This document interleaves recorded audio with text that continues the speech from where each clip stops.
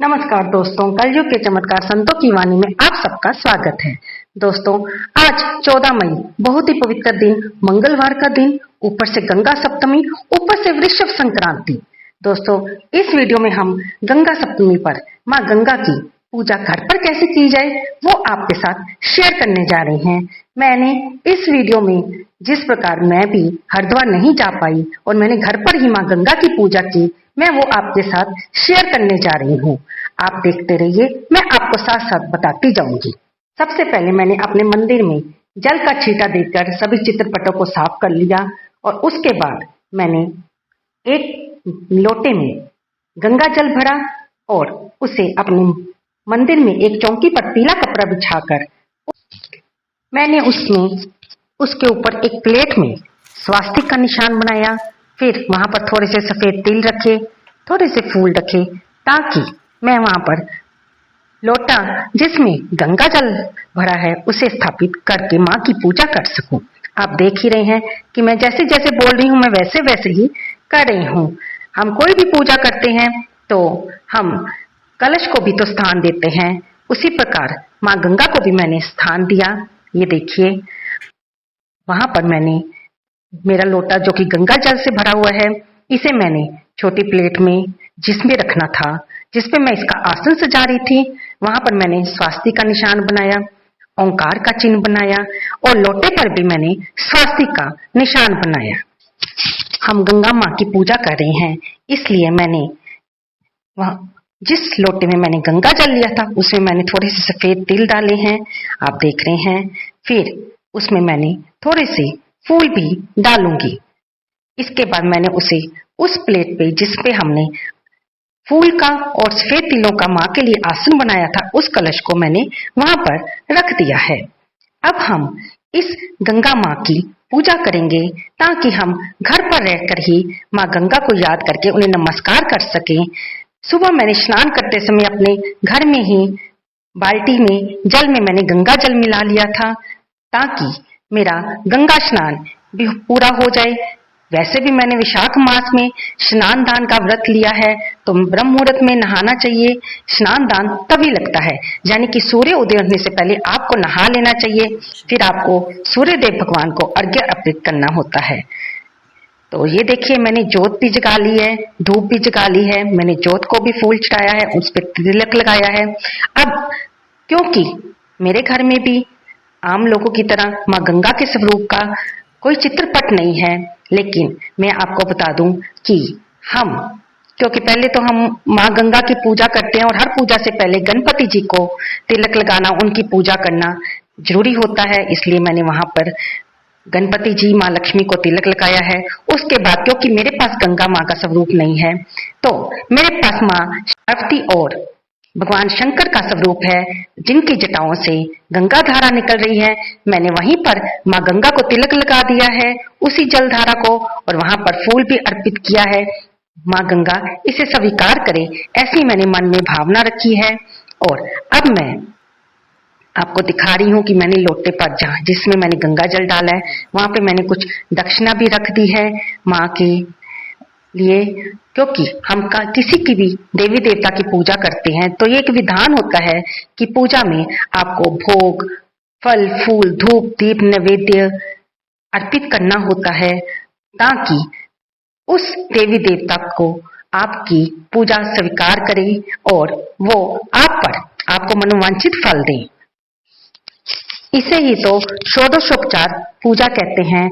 जैसे कि मैं आपको अपनी हर वीडियो में बताती हूँ कि अगर आप कोई एकादशी का व्रत रख रहे हैं, अमावस्या का व्रत रख रहे हैं, या कोई भी और अन्य सोमवार का, मंगलवार का व्रत रख रहे हैं, तो उसका पहले संकल्प लेते हैं भगवान की, उस देवी देवता की षोडशोपचार से पूजा करते हैं।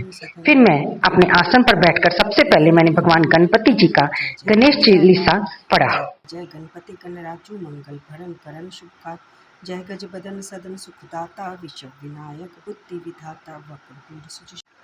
उसके बाद मैंने शिव चालीसा पढ़ा और शिव चालीसा पढ़ने के बाद मैंने सुंदरकांड का पाठ किया, जैसे कि मैं आपको दिखाती जा रही हूँ। जय गिरजापति दीन दयाला, सदा करत संतन प्रतिपाल, बाल चंद्रमा सोहत नीके, कानन कुंडल नाग फनी, अंग गोर सिर गंग बहाए, मुंड माल तन शार लगा, वस्त्र खाल बागंबर सोए, छवि को देखना। श्री गणेशाय नमः। श्री जानकी वल्लभो विजयते, श्री रामचरित मानस पंचम सोपान सुंदरकांड। शांतं शाश्वतं रम्यं नगं, निर्वाण शांति प्रदं, ब्रह्म शंभु फणीन्द्र सेव्य मनीषं, वेदांत वेद्यं विभुं, रामाख्यं जगदीश्वरं, सुरगुरुं माया मनुष्यं हरिं, वन्देऽहं करुणाकरं रघुवरं भूपाल चूड़ामणिं, नान्या सप्रेहा रघुपते हृदयमसं दीजिए, सत्यं वदामि च भवान् खिलांतरात्मा।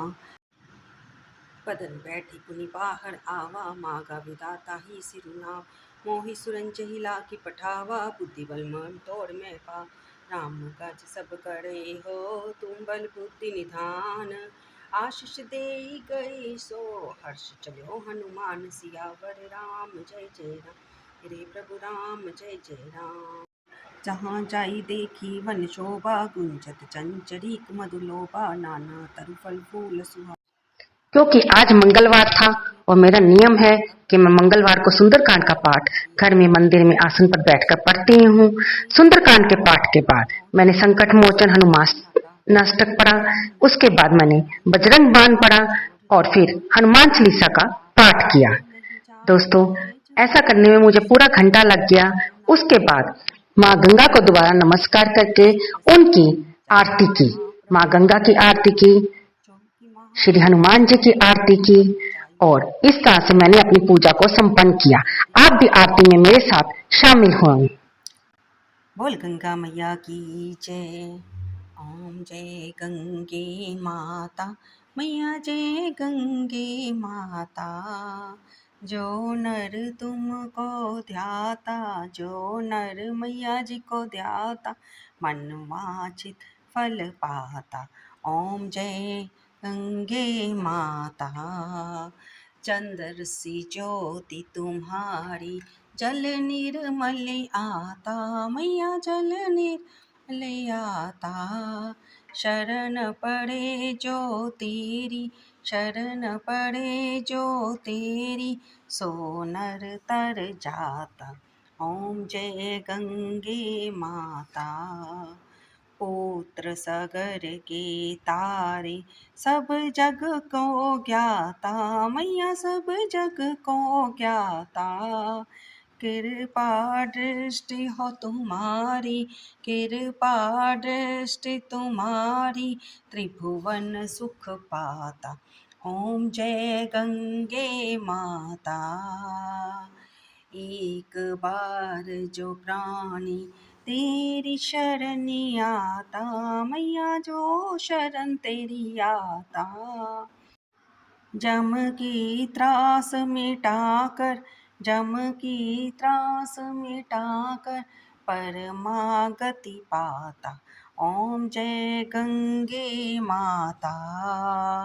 आरती मात तुम्हारी, जो नर नित गाता, मैया जो नर नित गाता, सेवक वही सहज में, सेवक वही सहज में, मुक्ति को पाता। ओम जय गंगे माता। ओम जय गंगे माता, मैया जय गंगे। ओम जय गंगे माता, जो नर तुमको ध्याता, मन वांछित फल पाता। ओम जय गंगे माता। बोल गंगा मैया की जय। हर हर गंगे, जय माँ गंगे। अब मैंने जल का छींटा देकर आरती को यथास्थान पर रख दिया है और खुद भी आरती ली है। भगवान के सभी स्वरूपों को देने के बाद उसके बाद मैंने माँ को भोग जो कि मैंने बनाया था खाना, राजमा, दही और रोटी मैंने माँ को अर्पित की। और दोस्तों, मीठे के रूप में मैंने बतासा रखा था सिर्फ अपनी वीडियो में ये दिखाने के लिए कि अगर आपके पास कुछ और भी नहीं है भोग लगाने को, तो आप पतासे का भोग भी अपने देवी देवता को लगा सकते हैं। इसमें बिल्कुल भी हिचकिचाहट नहीं करनी चाहिए, क्योंकि हम जब भी किसी चीज का माँ को या देवी देवता को, किसी भी भगवान के स्वरूप को भोग लगाते हैं पूजा के बाद, तो ये उसको स्वीकार करते हैं। वे तो सिर्फ हमारे मन के भाव के भूखे होते हैं। वे ये नहीं देखते कि आपने उनको सस्ती चीज का भोग लगाया है या महंगी चीज का भोग लगाया है। हमें तो यथोशक्ति हर इंसान अपने हिसाब से पूजा करता है, भोग लगाता है। अगर आपके पास सभी चीजें उपलब्ध नहीं भी हैं, तो आप भाव से भगवान को एक फूल भी अर्पित कर दें, थोड़ा सा पतासे का, थोड़ा सा चीनी का भोग भी लगा दें, तो भगवान उसे पूजा के बाद स्वीकार कर लेते हैं।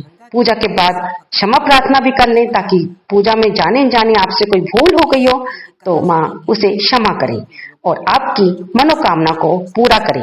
अगर आप व्रत रख पाए हैं तो बहुत अच्छी बात है, लेकिन मैंने व्रत नहीं रखा है, और अगर आपने भी व्रत नहीं रखा है तो भी आप इस तरह माँ गंगा की पूजा कर सकते हैं। घर में इस जल को आप थोड़ा थोड़ा सभी को ये चरणामृत पिला दें और घर में भी छींटा दें।